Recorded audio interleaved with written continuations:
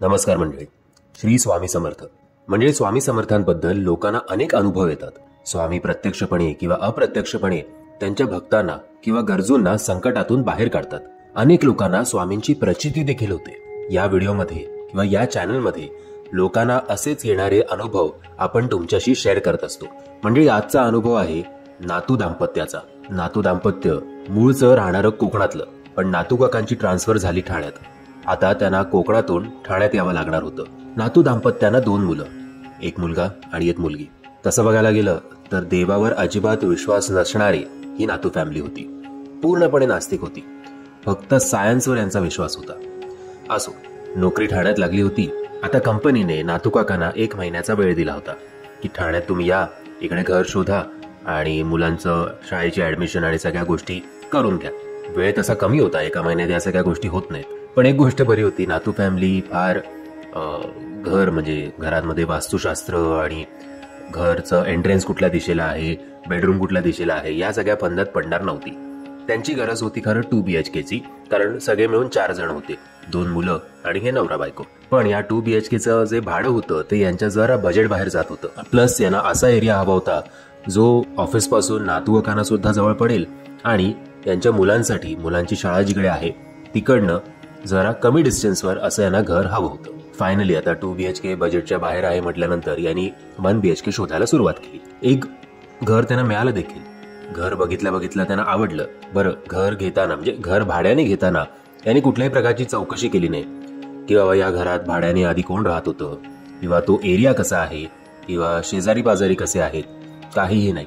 फक्त लोकेशन उत्तम आहे, शाळा जवळ आहे, कंपनी जवळ आहे, याच हेतूने कुठलाही विचार न करता, कुठल्याही प्रकारची चौकशी न करता ते घर भाड्याने घेण्यात आलं. पहिल्याच दिवशी जेव्हा मिसेस नातू यांनी त्या घरात पाऊल ठेवलं तेव्हा त्यांना असं काही वाटलं जे याआधी त्यांना कधीच वाटलं नव्हतं. एक थंड वारा किंवा एक अशी निगेटिव्हिटी त्यांना या घरात जाणवली पहिल्यांदा, जी त्यांना हे जेव्हा घर या घराची जेव्हा रेकी करायला आले होते तेव्हा जाणवलं नव्हतं. पण जेव्हा आता ते राहायला आले त्या पहिल्याच दिवशी त्यांना काहीतरी असं निगेटिव्ह वाटू लागलं. त्यांना वाटलं असेल कदाचित नवीन जागा आहे, कोकणातून ठाण्याचा जो प्रवास झालाय, प्लस महिनाभर जी काही आपली दमछाक झाली आहे मुलांच्या शाळेची ऍडमिशन, घर शोधण्यात, त्याच्यामुळे काहीतरी असं वेगळंच वाटलं असावं. असो, आता 1 BHKच घर होतं, त्यामुळे असं ठरलं होतं की मुलं जी आहेत ती बेडरूम मध्ये झोपतील आणि नवरा बायको हॉलमध्ये. पहिल्याच दिवशी सगळे झोपल्यानंतर मिसेस नातूंना एक स्वप्न पडतं. त्या स्वप्नात त्यांना एक आवाज येतो. आलीस का आलीस तू इकडे? हे घर माझं आहे, कळलं? बस एवढंच काय. तो आवाज ऐकून मिसेस नातू ज्या आहेत त्या दचकून उठल्या. त्यांना वाटलं की आपल्याला काहीतरी विचित्र स्वप्न पडलं होतं असं कधी कधी नवीन जागेत. त्या परत झोपी गेल्या. थोड्या वेळानंतर बेडरूम मध्ये झोपणारी 2 मुलं रडत रडत धावत या दाम्पत्याकडे आली. ही दोनही मुलं त्यांना म्हणाली, आई बाबा, आतमध्ये कोणतरी आहे, आम्हाला पावलांचा आवाज ऐकू येतोय. त्यावर नातू काका बोलले, पावलांचा आवाज? अरे, वरती कोणतरी बाथरूमसाठी उठलं असेल. होतं असं कधी कधी. आपल्या वरच्या मजल्यावर जर कोणी चाललं तर कधी कधी रात्री एकदम जेव्हा शांतता असते तेव्हा आपल्याला असं वाटतं. त्यामुळे या गोष्टीकडे देखील दुर्लक्ष करण्यात आलं. दुसरा दिवस उजाडला. मिसेस नातू आता घरात एकट्या होत्या. मुलं शाळेत गेली होती. नातू काका जे आहेत ते कंपनीमध्ये गेले होते. त्या आरशात बघून केस विंचरत होत्या. अचानक आरशात त्यांना काहीतरी दिसलं. त्या किंचाळल्या. त्यांनी मागे वळून बघितलं तर मागे कोणीच नव्हतं. त्यांना पुन्हा काही कळेना की रात्री हे स्वप्न पडलं, आता दिवसा असा भास होतोय, हा सगळा काय प्रकार आहे. बोले असो, दुर्लक्ष करूया. दुसरा दिवस संपला. पूर्ण नातू फॅमिली झोपली. पुन्हा एकदा यावेळेला त्या 2 मुलांपैकी जी मोठी मुलगी होती तिला एक स्वप्न पडलं. माझ्या परवानगीशिवाय माझ्या घरी राहताय वय? ठीक आहे, राहा. पण हे घर तुम्हा 4 जणांसाठी नाही बरं का. मी तुम्हाला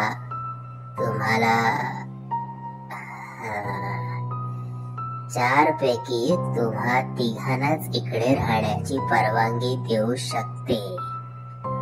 जा, एक काम कर, ओट्यावरची सुरी घे आणि आईचा गळा कापून टाक. ती मुलगी दचकन उठली. ती पुन्हा धावत धावत आईकडे आली. तिने घडलेला सगळा प्रकार मिसेस नातूंना सांगितला. त्यांचा लहान मुलगा आतच होता. काही वेळाने तो झोपेत असताना त्याला पुन्हा एकदा पावलांचे आवाज ऐकू आले. तो दचकून जागा झाला. तो धावत धावत हॉलकडे या तिघांकडे आला. तेवढ्यात बेडरूम मधलं कपाट जोरात खाली पडलं. जर ही दोन्ही मुलं उठून हॉलमध्ये गेली नसती तर कदाचित ते कपाट या दोघांवरही पडलं असतं. आता मात्र सगळ्यांनी ठरवलं की सगळे आता हॉलमध्येच झोपणार. यापुढे बेडरूम मध्ये कोणी झोपणार नाही आणि जर झोपलो तर सगळे एकत्र बेडरूम मध्ये झोपायचं. कसं बसं पहाटेचे 4 वाजता या चौघांनाही डोळा लागला. मिसेस नातू गाढ झोपी गेल्या होत्या. पुन्हा एकदा त्यांना एक स्वप्न पडलं. हॉल मध्ये झोपा, बेडरूम मध्ये झोपा, नाहीतर किचन मध्ये झोपा. माझ्या परवानगी शिवाय इकडे आलाय, सुखासुखी नाही राहू देणार. एक काम कर, तुझ्या शेजारी तुझी 2 मुलं आहेत ना, त्यांचा गळा दाबून टाक. मिसेस नातूंनी न कळत स्वप्नात जे काही ती सांगत होती तसंच्या तसं त्या फॉलो करत होत्या. त्यांनी दोनही मुलांचा गळा पकडला. जेव्हा 2 मुलं किंचाळली तेव्हा त्यांच्या किंचाळण्याने नातू काका जागे झाले. आजूबाजूला काय घडतंय त्यांनी बघितलं. त्यांनी मिसेस नातूंना पटकन जागं केलं. आता मात्र परिस्थिती हाताबाहेर जाऊ लागली होती.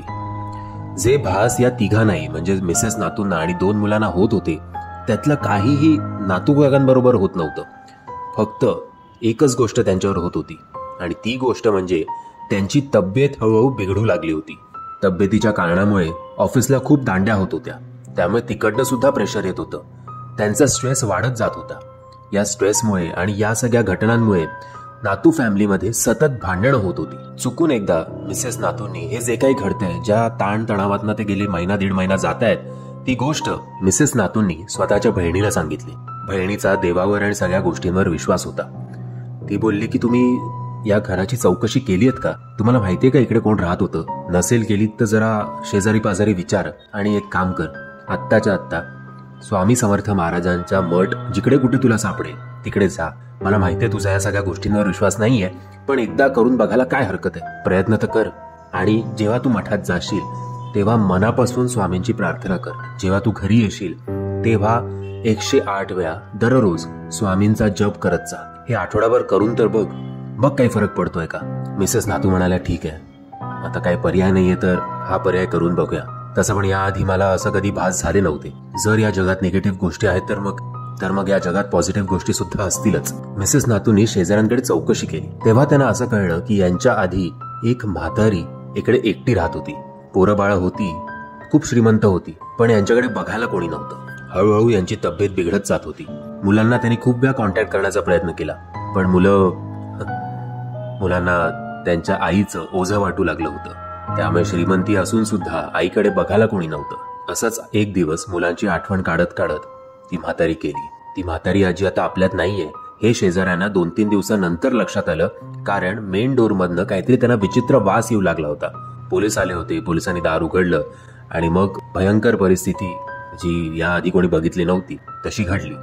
मिसेस नातूंना असं वाटू लागलं की कदाचित आपल्याला जो आवाज येतोय हे घर माझं आहे बोलणारी ही ती आजीच असेल का? आणि जर मृत्यू पश्चात ही आपल्याला अशी सतवते तर मग आपल्याला आता देव अध्यात्म हा मार्ग स्वीकारायलाच हवा. मिसेस नातूंनी स्वामींचा मठ गाठला. त्यांच्या पाया त्या पडल्या. घरी आल्यानंतर रोज 108 वेळा स्वामींचा जप करू लागली. 3-4 दिवस सगळं ठीक होतं. कोणाला काहीही स्वप्न पडली नाहीत. 4थ्या दिवशी मात्र मिसेस नातूंना पुन्हा एकदा स्वप्नात त्या बाईचा आवाज ऐकू आला.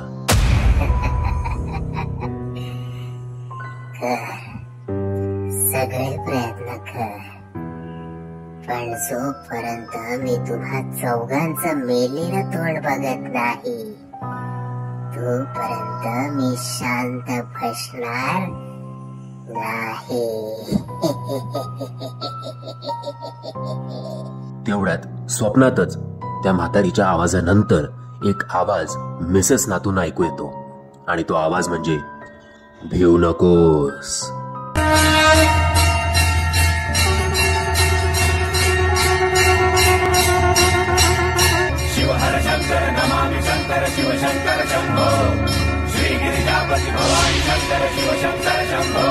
मिसेस नातूंना भिऊ नकोस हे शब्द ऐकल्यानंतर जाग आली.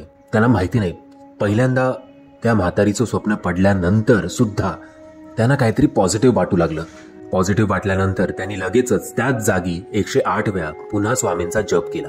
हळूहळू आता गोष्टी सुधारू लागल्या होत्या. कोणालाही कुठल्याही प्रकारची स्वप्न पडत नव्हती. नातू काकांची तब्येत सुद्धा सुधारू लागली होती. आणि अशा प्रकारे आयुष्यात पहिल्यांदा अख्खीच्या अख्खी नातू फॅमिली जी नास्तिक होती ती आस्तिक झाली. ती दर गुरुवारी स्वामींच्या मठात जाऊ लागली. कदाचित अध्यात्माचा मार्ग जर या लोकांनी स्वीकारला नसता तर काही काळानंतर हे चौघही आपल्यात नसते. त्या म्हातारीने तिची इच्छा नक्कीच पूर्ण केली असती. तर मंडळी, हा होता एक अनुभव नातू फॅमिलीचा. मी आशा करतो तुम्हाला हा व्हिडिओ आवडला असेल. जर तुम्हाला हा व्हिडिओ आवडला असेल तर प्लीज या व्हिडिओला लाईक, शेअर आणि चॅनलला सबस्क्राईब करायला विसरू नका. श्री स्वामी समर्थ. दिगंबरा दिगंबरा श्रीपाद वल्लभ दिगंबरा.